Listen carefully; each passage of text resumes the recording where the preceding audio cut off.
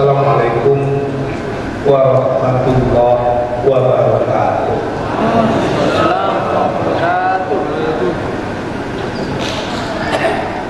Alhamdulillahilladzi hadana li hadza wa ma kunna linahtadiya laula an hadana Allah. Asyhadu an la ilaha illallah wa asyhadu anna Muhammadan abduhu wa rasuluh la nabiyya ba'dah. Allahumma shalli ala Muhammad wa ala ali Muhammad. Bapak-bapak, ibu-ibu, hadirin dan hadirat yang dicintai Allah, kembali kita bersyukur kepada Allah. Sungguh yang berbahagia ini, Allah masih memberi kita nikmat hidup. Semoga sisa-sisa hidup yang masih kita miliki akan semakin mendekatkan kita kepada Allah. Selawat beriring salam kita pohonkan kepada Allah agar senantiasa dicurahkan kepada Rasulullah Habibullah Muhammad sallallahu alaihi wasallam. Sama-sama kita berikrar agar tetap menjadi umat dan pengikutnya yang senantiasa setia menghidup-hidupkan sunnahnya dalam hidup dan kehidupan kita, insya Allah. Bapak-bapak dan ibu-ibu yang dicintai Allah, dalam hidup dan kehidupan manusia di dunia ini, tidak seorang pun yang terbebas dari kesalahan dan dosa-dosa. Kalau ada orang yang menyatakan dirinya tidak berdosa, pada saat itu pula dia berdosa, karena dia sudah berbohong menyatakan dirinya tidak berdosa. Sehingga kesalahan dan dosa-dosa itu merupakan bahagian dari kehidupan manusia yang tidak pernah bisa dipisah. Hanya saja Rasul mengingatkan, sebaik-baik orang yang berdosa dan melakukan kesalahan adalah mereka yang cepat bertaubat kembali kepada kebenaran setelah melakukan kesalahan, kembali kepada jalan yang benar setelah kita melakukan yang salah. Itulah yang disebut dengan taubat. Maka taubat itu makna yang paling sederhana adalah menyesali kesalahan yang kita lakukan, berjanji dan berazam untuk tidak melakukannya lagi di kemudian hari, dan berupaya sekuat tenaga untuk mengganti semua kesalahan-kesalahan masa lalu dengan kebaikan-kebaikan. Itulah yang disebut dengan taubat. Jadi orang yang bertaubat itu tidak cukup menyesal, tapi dia harus memperbaiki. Tidak sekedar memperbaiki, dia juga harus menyempurnakan. Bapak dan ibu-ibu yang dicintai Allah, kalau kita berbicara tentang dosa, kalau kita berbicara tentang kesalahan, sesungguhnya dosa dan kesalahan yang kita lakukan itu terlalu banyak dengan apa yang pernah dilakukan orang-orang sebelum kita. Contohnya, Nabi Adam alaihissalam. Nabi Adam alaihissalam itu tinggal di surga. Dia boleh melakukan apa saja, sehingga larangan Allah itu cuma satu, la taqraba hadhihi syajarah. Adam, Hawa, hiduplah sesuka kalian di surga, tapi jangan mendekati pokok kayu itu. Pokok kayu itu sebagian ahli tafsir menyatakan itulah yang disebut dengan pokok khuldi. Tapi karena pandainya iblis menggoda, bijaknya setan merayu Adam dan Hawa mendekati pokok kayu tadi. Bukan sekedar mendekati, tertarik pula ingin memetiknya. Bukan sekedar tertarik ingin memetik, berhasrat ingin mencobanya. Begitu mereka melakukan kesalahan, maka diturunkanlah ke dunia. Kenapa diturunkan ke dunia? Sebab surga bukan tempat orang yang melakukan kesalahan. Yang perlu kita ingat-ingat adalah Nabi Adam itu melakukan satu dosa. Dia berada di surga, dia manusia pertama, dan dia adalah Rasulullah. Satu dosa yang dilakukannya, dia harus keluar dari surga. Kalau kita renung-renung dengan diri kita, sudah berapa dosa yang kita lakukan? Berapa banyak hak orang yang pernah kita ambil? Berapa banyak kata-kata kita yang melukai perasaan orang? Berapa banyak sikap dan perbuatan kita yang itu bertentangan dengan apa yang dikatakan Allah kepada kita, dan apa yang diungkapkan Rasul dalam sunnah. Kalau Nabi Adam melakukan satu dosa diusir dari surga, bagaimana dengan kita manusia biasa? Makanya para tabi'in itu, para sahabat tabi'in itu sangat takut dengan dosa itu. Ada seorang ahli sufi, dia membaca Al-Quran sangat hobi. Suatu hari ketika asik-asik membaca Al-Quran, padam api minyaknya. Kalau dulu kan orang pakai lampu minyak. Kalau bahasa kitanya lampu minyak itu pelita. Ada bahasa lainnya apa kira-kira itu? Lampu apa namanya? Lampu toko. Yang sejenis dengan itulah. Jadi ketika dia asik membaca Al-Quran itu, rupanya minyaknya habis. Karena minyak habis, tentu lampu padam. Kalau sudah lampu padam, tentu tidak bisa baca Quran. Dia pun bersedih, aduh, sedang enak-enak baca Quran, lampu di rumah, minyaknya habis, bagaimana ini? Dibukanya pintu rumahnya, ternyata tetangga di sebelah rumah itu cahaya lampu dari rumahnya sampai ke rumah sahabat tadi, ke rumah tabi'in tadi. Alhamdulillah,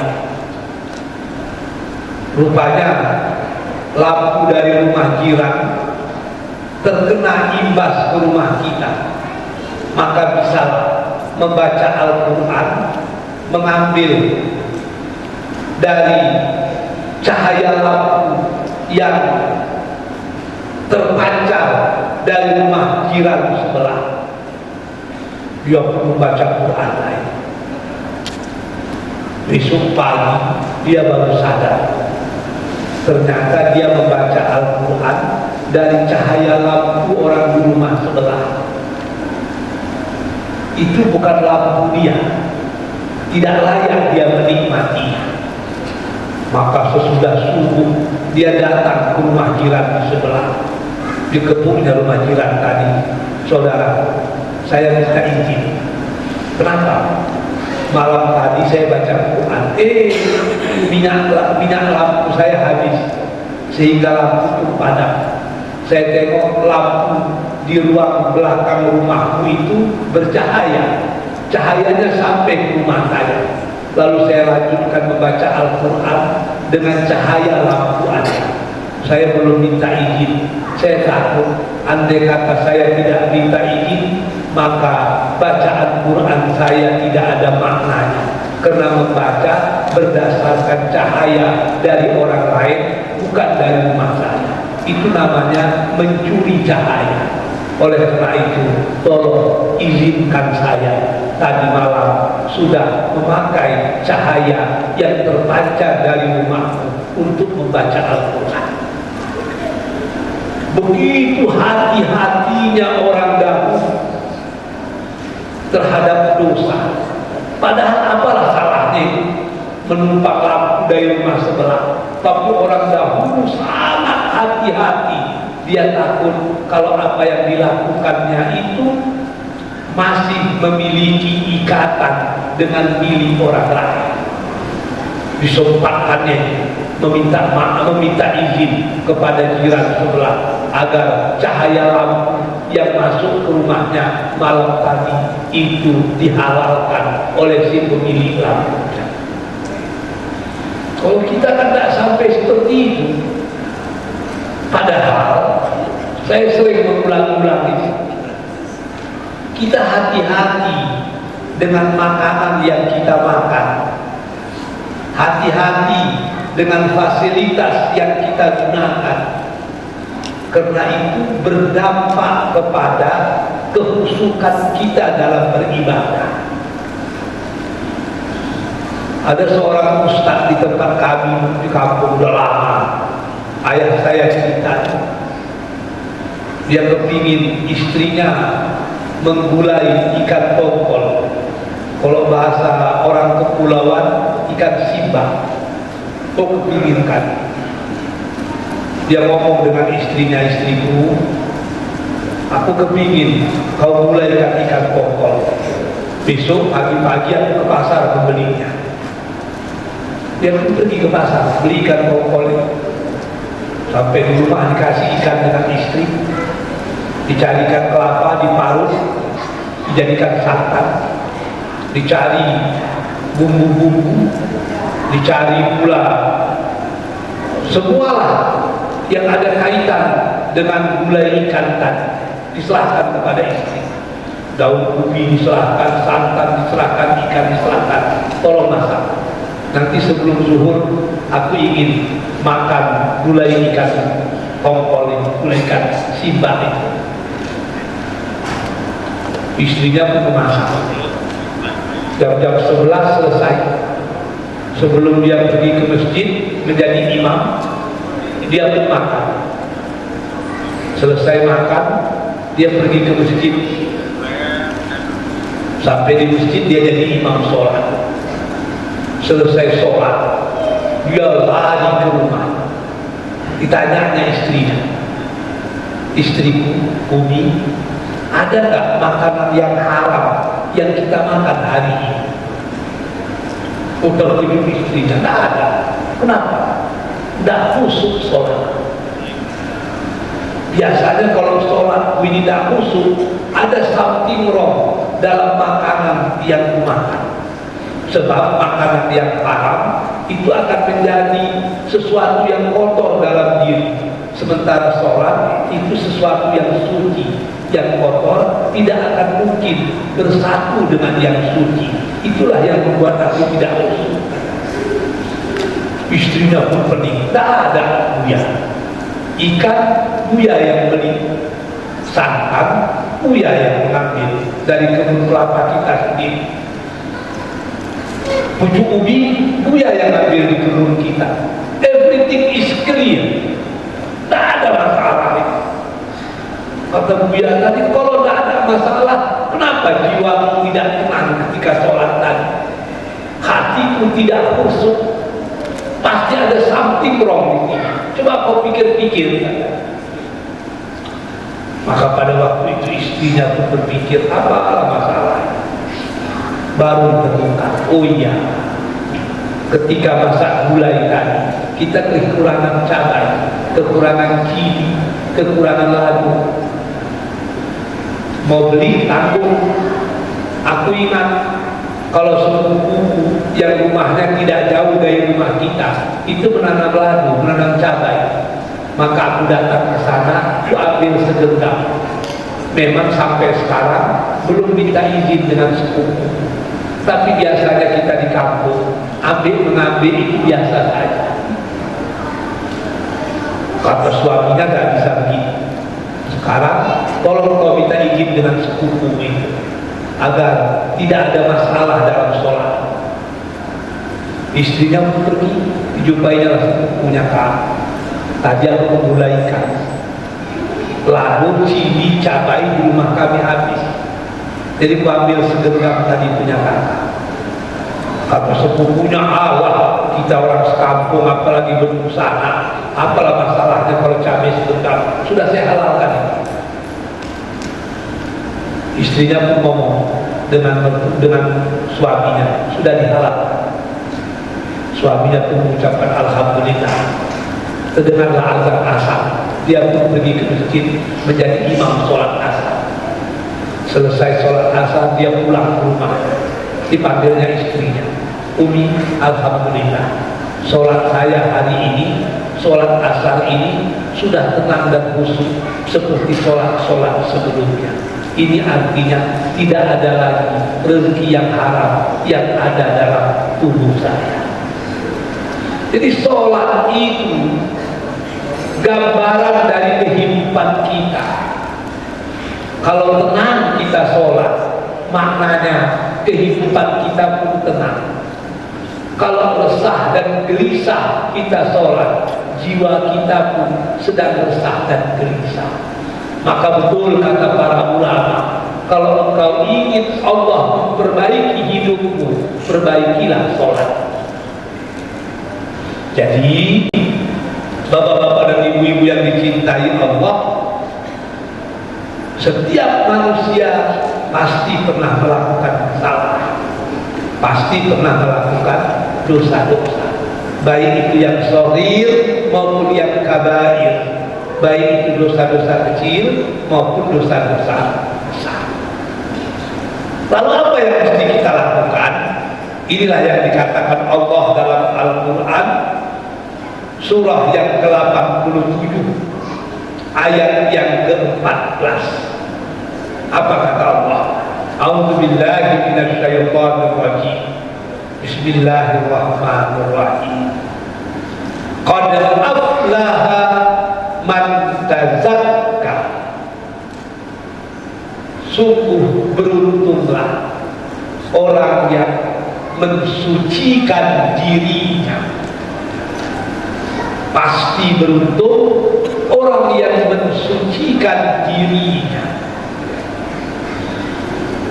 Para ulama menyatakan maksud mensucikan diri itu adalah membersihkan jiwa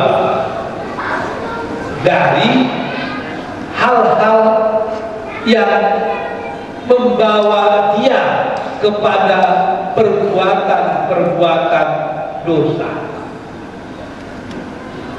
Dalam tafsir dikatakan ayat ini menerangkan bahwa orang yang beruntung itu adalah orang yang terhindar dari siksa akhirat. Mereka itu orang yang bersih jiwanya, beriman kepada Allah dan tidak mempersekutukan dirinya, tidak mempersekutukan Allah dengan yang lain. Maka qad aflaha man tazakka itu artinya adalah sungguh beruntung orang yang membersihkan dirinya, yaitu membersihkan jiwanya dari berbagai macam dosa dan dosa.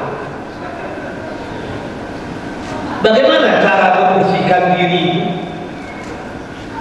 Dalam Islam dosa itu bisa dibagi kepada beberapa kelompok, walaupun ini pembagian para ulama.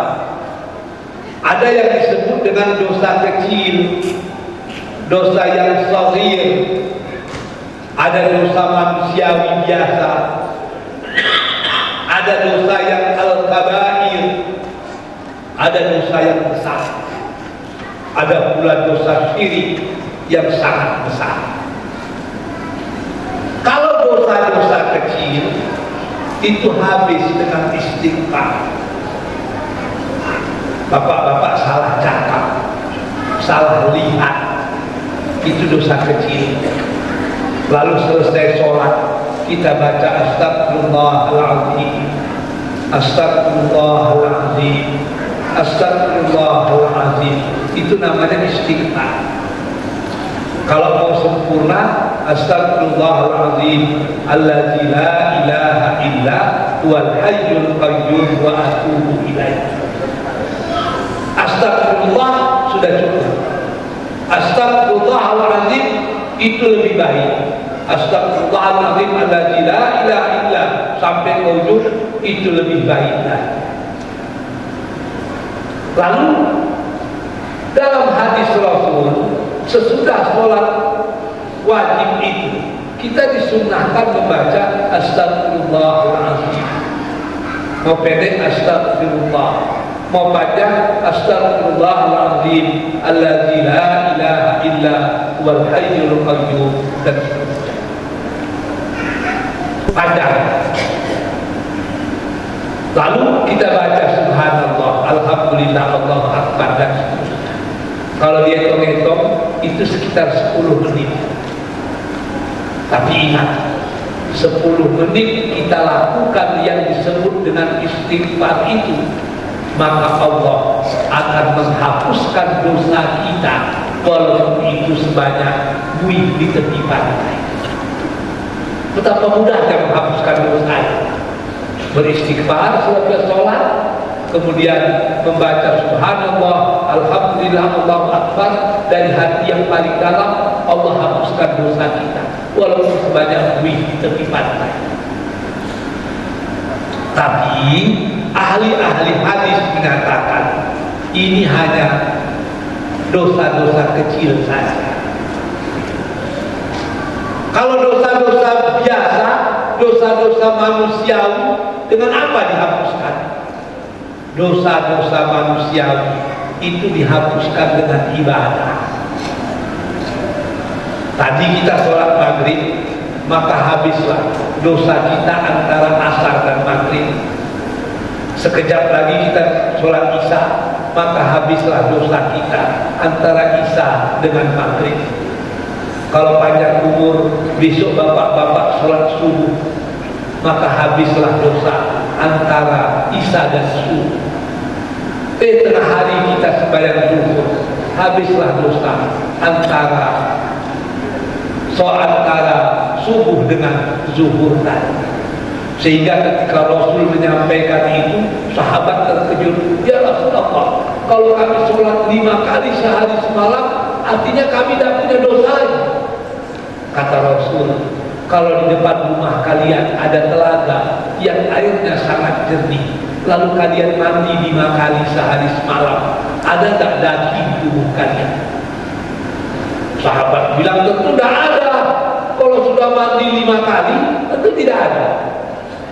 Kata Rasul, begitulah sholat yang 5 menghapuskan dosa-dosa.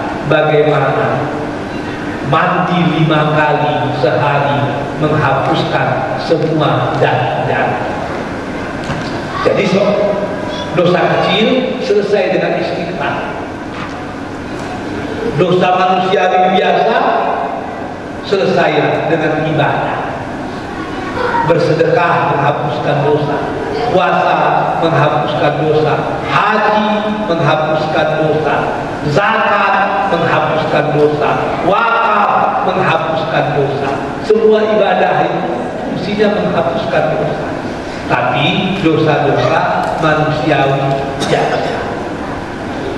Kalau dosa besar bagaimana? Apa bisa diselesaikan dengan istighfar? Tidak.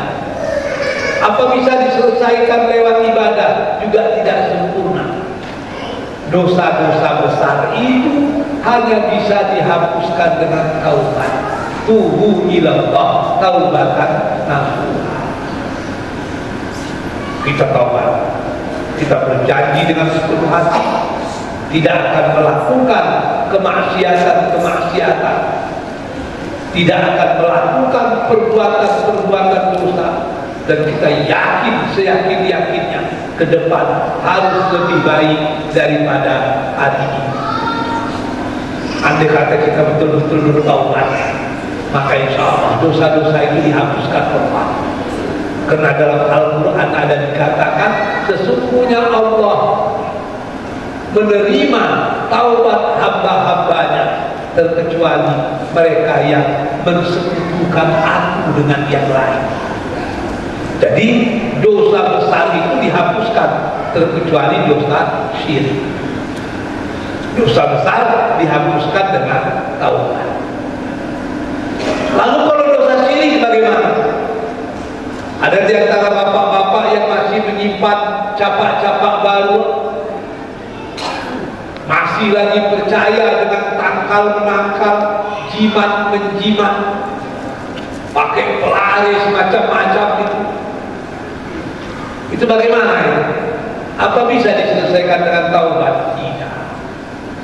Perbuatan syirik itu hanya bisa diselesaikan dengan cara membuang seluruh amalan syirik tadi.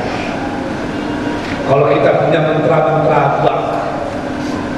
Kalau kita punya capak-capak baru, jangan lagi diamalkan. Kalau kita punya benda-benda yang kita anggap bisa menjadi tangkal, ada keris, ada macam-macam lain, buang. Itu tanda kita ingin melepaskan diri dari perbuatan syirik. Sebab Allah menghapuskan semua dosa terkecuali orang yang menserikatkannya dengan yang lain. Syirik ini terbagi dua ya. Ada syirik modern, ada syirik kuno, ada syirik modern. Kalau syirik kuno itu meyakini ada benda lain yang bisa memberikan kemanfaatan atau kemudaratan selain daripada Allah. Di Jawa itu pada bulan-bulan tertentu itu diadakan upacara memandikan benda-benda keramat. Kalau itu dimandikan, keris dimandikan. Mungkin keris yang tidak bisa dimandikan cuma keris John saja. Macam-macam itu dimandikan, tombak-tombak dimandikan. Sebab diyakini semua benda-benda itu punya kekuatan-kekuatan. Agar dia membantu kita, maka dia mesti dipujuk dan disembah. Caranya pada waktu-waktu tertentu dia harus dibersihkan. Membersihkannya ada caranya itu. Harus pakai kemenyan, pakai limau nipis macam-macam. Itu semua benda-benda yang syirik, tapi syirik tradisional. Hari ini banyak juga muncul syirik-syirik modern. Orang sudah mendewakan teknologi. Obat, kalau kita makan dan kita yakin obat itu yang menyembuhkan, itu syirik. Kenapa kita minum obat? Karena Allah menyuruh kita kalau sakit berobat. Kita makan obat, tapi yang menyembuhkan adalah Allah. Yang tidak boleh kita makan obat, tapi tidak mengikutkan Allah dalam obat yang kita makan, itu tidak boleh. Seperti kisah Nabi Musa. Nabi Musa sakit perut, tidak tahan lagi, merasa sakit pula. Akhirnya dia minta pertolongan dari Allah. Ya Allah, macam mana ini perut sakit, tak tahu apa obatnya. Kata Allah, makan rumput itu baca bismillah. Dia pun baca bismillah, dimakannya rumput. Baru beberapa helai rumput digigitnya, sudah sehat perutnya itu. Oh, Nabi Musa gembira, alhamdulillah. Badan sehat karena makan rumput tadi. Rupanya rumput itu adalah obat sakit perut. Seminggu kemudian sakit perut balik. Dicarinya obat tadi, dicarinya rumput tadi, dimakannya. Makin banyak dimakan, makin sakit perutnya. Bagaimana ini? Dia pun mengadu kepada Allah, ya Allah, apa yang terjadi? Dulu seminggu yang lalu aku sakit perut, kau suruh makan rumput ini sehat. Hari ini aku sakit perut, makan rumput ini. Semakin banyak rumput makan, semakin pula perut. Bagaimana ini? Kata Allah, Musa, dulu ketika kau makan rumput itu, kau baca bismillah. Rumput itu obat. Sementara aku adalah penyembuh. Wasilahnya kau lakukan, itulah obat. Tapi hakikatnya kau dekati, itulah aku. Kau minta kesembuhan, kusembuhkan. Hari ini wasilahnya, tarekahnya kau lakukan. Kau makan rumput obat tadi, tapi hakikatnya bahwa akulah yang menyembuhkan, tidak kau lakukan. Sehingga rumput itu tidak menyembuhkan. Sebab rumput memang tidak bisa menyembuhkan. Yang menyembuhkan itu hanyalah Allah Azza wa Jalla. Jadi syirik-syirik modern ini itu luar biasa bahayanya sekarang. Sakit ini, sakit itu, tidak lagi mengikut sertakan Allah dalam hidup dan kehidupan kita. Jadi kalau dosa kecil, perbanyaklah istighfar. Dosa-dosa sedang, cepatlah memperbanyak ibadah. Dosa-dosa besar, lakukan taubat. Dosa-dosa syirik yang tidak diampunkan oleh Allah, cara membersihkannya cuma satu: buang dan jangan pakai perbuatan-perbuatan syirik tersebut dalam kehidupan kita. Sebab memang budaya kita orang Melayu ini sangat dekat dengan syirik. Saya teringat itu waktu kecil-kecil, kalau kita mau masuk ke semak-semak itu diingatkan orang tua-tua dulu itu. Kalau mau masuk ke semak, masuk ke rimba, minta izin dulu. Atau nenek, kami mau masuk ke dalam, tolong jangan diganggu, macam-macam. Bahkan kalau orang mau mengambil damar, mau mengambil rotan di hutan, itu pakai upacara itu. Sebelum masuk ke hutan, dihidupkanlah rokok udang garam merah itu, dikasih kemenyan putih di ujungnya, diisap 2-3 isap, diletakkan di ranting kayu, lalu diomongin, Datuk, nenek, cucu mau pergi cari rotan, cucu mau pergi cari damar ke dalam, tolong jangan diganggu. Ditunggulah udang garam tadi yang sudah diberikan kemenyan di atasnya, ditunggu begitu. Ketika udang garam tadi tinggal setengah, baru masuk ke dalam hutan. Kenapa? Penunggunya sudah mempersilahkan kita. Buktinya apa? Dia sudah merokok udang garam tadi. Lalu nampak dari penuh menjadi setengah, itu namanya jin penunggu hutan sudah meredoi dan mengizinkan kita masuk ke dalam. Luar biasa. Oleh karena itu, qad aflaha man tazakka. Kita semua punya dosa, tapi beruntunglah orang yang aflah, yang membersihkan jiwanya dari kekafiran.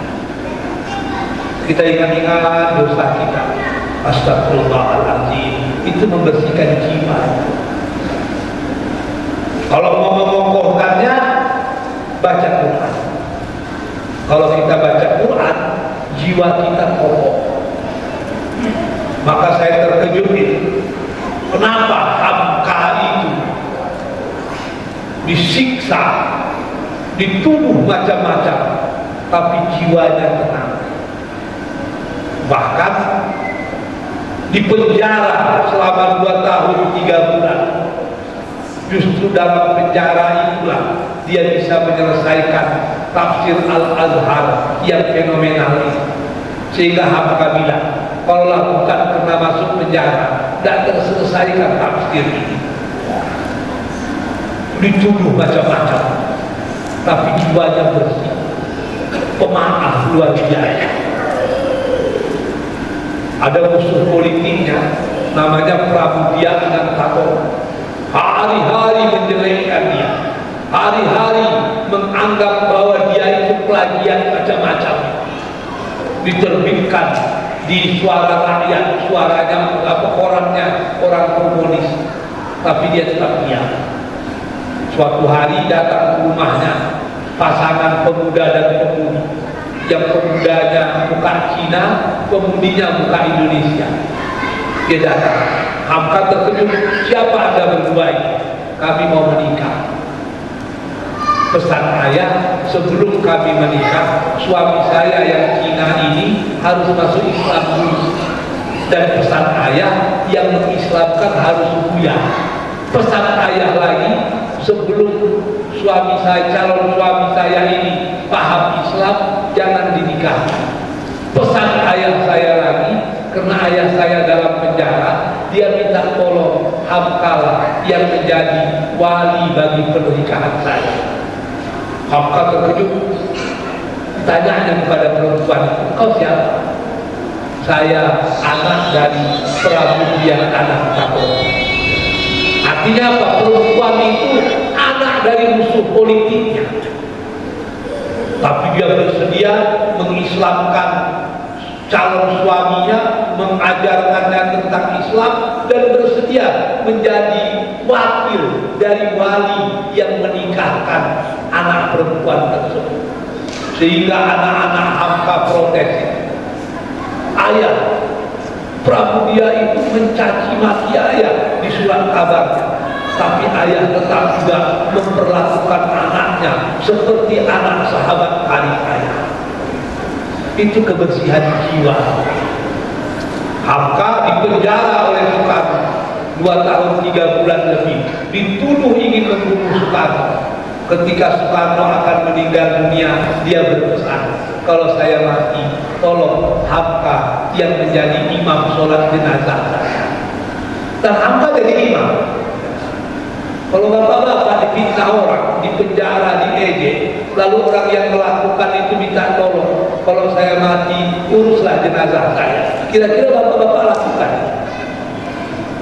Mungkin bapak-bapak bakar jenazahnya. Kenapa bisa bersih jiwa macam itu? Itu semuanya terjadi karena kita qad aflaha man tazakka, memperbanyak taubat dan memperkuatnya dengan membaca Al-Quran. Maka kata Irfan, anaknya Hamka itu, buku terakhir yang dibaca Hamka sebelum tidur setiap hari adalah Al-Quran. Dan buku pertama yang dibacanya bangun pagi adalah Al-Quran. Ditutupnya harinya dengan Al-Quran dan dibukanya harinya dengan Al-Quran. Itulah yang menyebabkan jiwa bersih dan jiwa kokoh laksana batu karang di tengah samudra.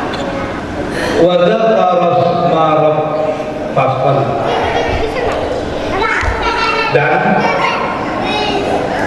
dia mengingat nama Tuhannya, fasalla, dia pun sholat. Menurut ahli-ahli tafsir, makna dari kata-kata wa dzakara asma rabbih fasalla ay aqama shalah fi awqatiha. Makna daripada maka dia mengingat Allah dan dia sholat adalah bahwa dia mengerjakan sholat fi awqatiha, pada waktunya.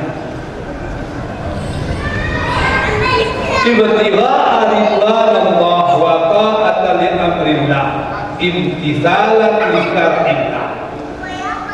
Dia melakukan itu semata-mata mencari keredaan Allah, taat kepada semua perintahnya, dan melaksanakan semua syariat-syariat yang sudah diturunkan Allah kepada kita. Ahli-ahli tafsir sangat banyak sekali membicarakan tentang keistimewaan sholat. Kenapa? Ketika membicarakan sholat, Allah menggunakan kata-kata aqama, yuqimu. Ternyata dia memiliki hikmah yang sangat dalam. Sholat itu tidak bisa dilaksanakan seadanya. Sholat itu harus dilaksanakan seutuhnya.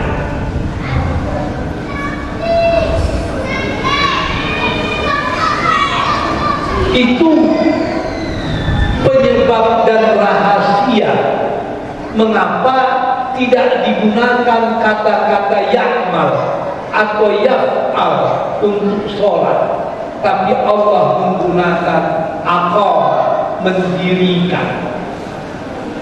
Sebab sholat itu bukan sekedar gerakan badan, tapi dia juga gerakan batin. Maka sholat yang sesungguhnya itu akan memberikan pencerahan yang luar biasa terhadap kehidupan manusia. Ini yang dikatakan Allah dalam Al-Quran, bahwa sesungguhnya sholat itu adalah pencegah dari kegiatan, perbuatan keji dan munkar. Inna sholata tanha 'anil fahsya'i wal munkar. Maka Rasul menyatakan orang yang sholat tapi masih juga melaksanakan perbuatan keji dan munkar, la sholata. Orang seperti itu seakan-akan belum lagi sholat. Jadi pembuktian sholat seseorang itu berhasil atau tidak, lihat sikap hidupnya. Kalau sikap hidupnya itu memang sudah terpelihara dari semua perbuatan keji dan munkar, itu maknanya sholat itu sudah memberi dampak terhadap kejiwaannya. Tapi kalau sholat tetap, perbuatan keji dan munkar tetap, itu baru sekedar sholat yang bersifat amaliyah badan, tapi tidak menyentuh kepada batin. Itu yang dikatakan dengan wa dzakara asma rabbih fasalla. Bal tusirunal hayatad dunya. Akan tetapi sayangnya manusia itu lebih cenderung kepada kehidupan dunia. Kita merasakan itu. Kalau anak-anak kita tidak punya rumah di dunia ini, kita takut, kita khawatir. Tapi kita tak pernah berpikir apakah anak-anak kita punya rumah di akhirat nanti. Kalau anak-anak kita tak punya kendaraan di dunia, kita khawatir bagaimana dia bisa beraktivitas kalau tidak punya kendaraan. Tapi kita tidak pernah berpikir apakah anak-anak kita sudah punya kendaraan di akhirat nanti. Bal tusirunal hayatad dunya. Padahal wal akhiratu khairun. Padahal hari akhirat itulah yang lebih baik bagi kamu, karena akhirat itu lebih kekal dan abadi. Tapi Islam agama yang seimbang, agama yang balance. Kita tidak diminta meninggalkan dunia karena akhirat, tapi kita diminta agar kehidupan dunia dan akhirat itu seiring sejalan. Inilah doa yang selalu disuruh kita membacakannya. Rabbana atina fid dunya hasanah wa fil akhirati hasanah wa qina adzabannar.